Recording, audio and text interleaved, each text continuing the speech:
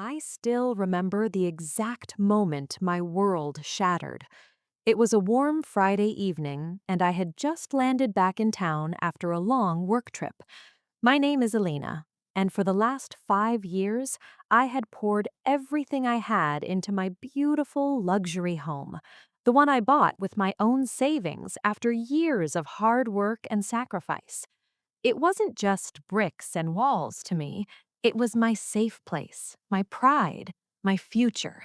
A spacious four-bedroom house with a sparkling pool, marble floors, and a backyard that overlooked the hills, worth every penny of the $480,000 I paid for it.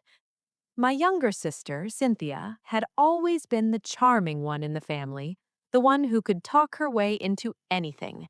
We were close, or at least I thought we were. She would often stay at my place when I traveled for work, watering the plants, checking on things. Family takes care of family, she'd say with that sweet smile. I trusted her completely. That evening, I pulled into the driveway expecting to see the familiar lights on. Instead, the house was dark, empty. A strange car was parked out front, with real estate signs already removed. My heart started racing before my mind could catch up. I called my sister immediately. "Cynthia, where are you? Why is the house dark?" There was a short pause. Then she laughed lightly like it was nothing. "Oh, Elena, I've been meaning to tell you. I sold the house. We got a great offer, $480,000 cash.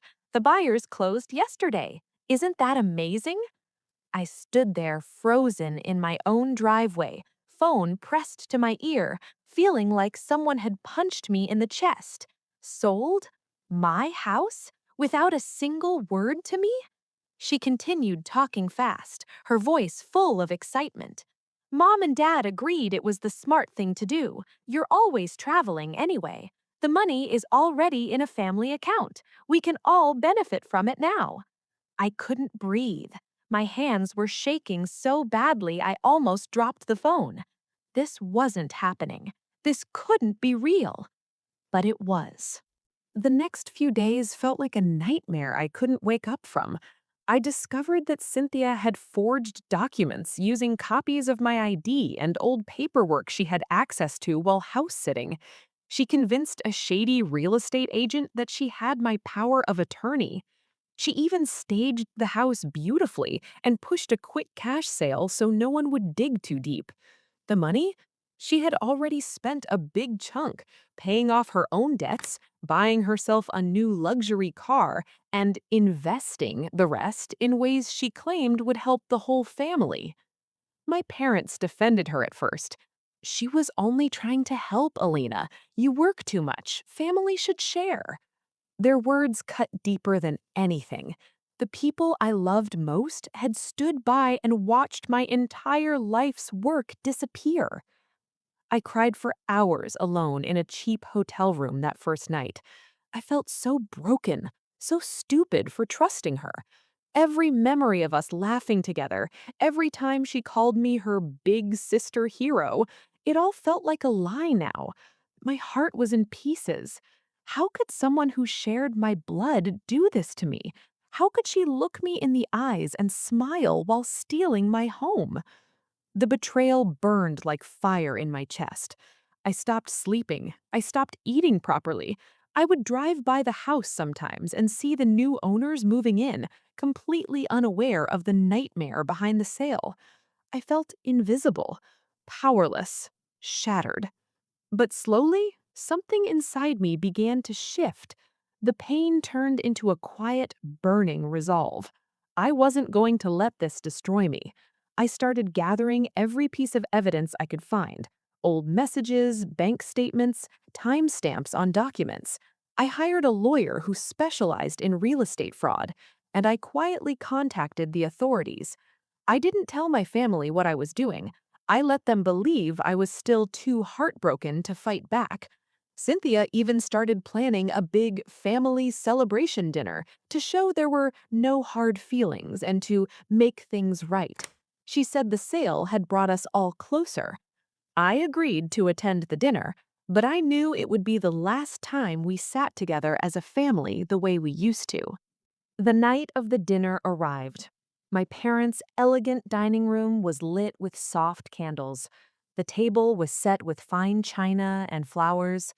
Cynthia looked radiant in a new designer dress, laughing and raising a glass to family unity and smart decisions.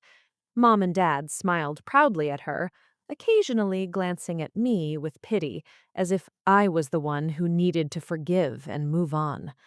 I sat there quietly, my hands folded in my lap, feeling every beat of my heart. I barely touched my food. Cynthia kept talking about all the wonderful things she planned to do with our money.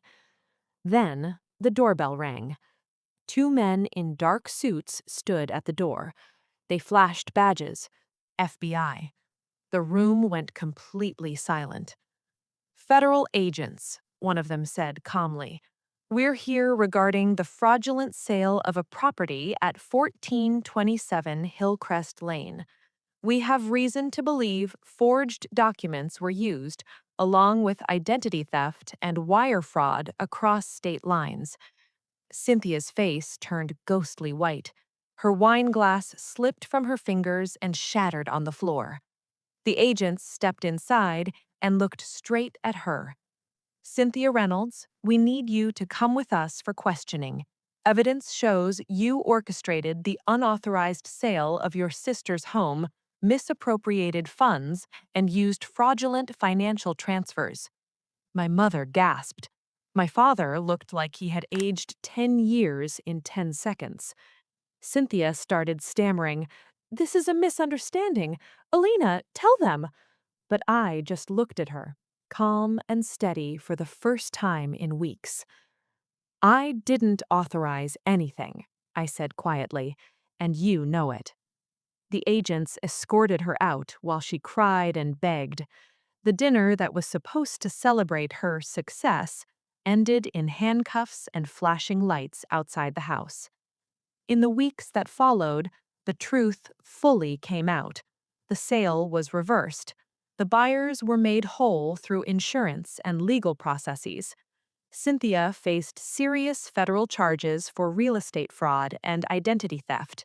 She lost everything she had bought with the stolen money. Our parents finally saw the depth of her betrayal and the pain she had caused me. I got my house back, not just the property, but my dignity and my peace. Looking back now, I realize the deepest wound wasn't losing the house, it was losing the sister I thought I knew. But through that heartbreak, I learned something powerful. Real strength isn't about revenge that destroys others. It's about quietly gathering your truth, standing up for yourself, and refusing to let someone else's greed define your worth. Family isn't just blood, it's trust. And once that trust is broken so completely, you have every right to protect what's yours, even if it means watching everything fall apart at the dinner table. I still live in my beautiful home. The pool still sparkles, the backyard still brings me peace. But now, every time I walk through the door, I carry a new kind of strength, the kind that comes after betrayal, after tears, and after choosing to rise instead of break. If someone you love ever tries to steal your light, don't stay silent. Gather your courage, speak your truth, and remember, justice has a way of showing up exactly when it's needed most, even if it arrives right in the middle of dinner. Thank you for watching my story. If you've ever been betrayed by someone close to you, drop a comment below. You're not alone. Hit like if you believe in standing up for yourself, and subscribe for more real stories of heartbreak, betrayal, and quiet justice. Until next time, protect your peace.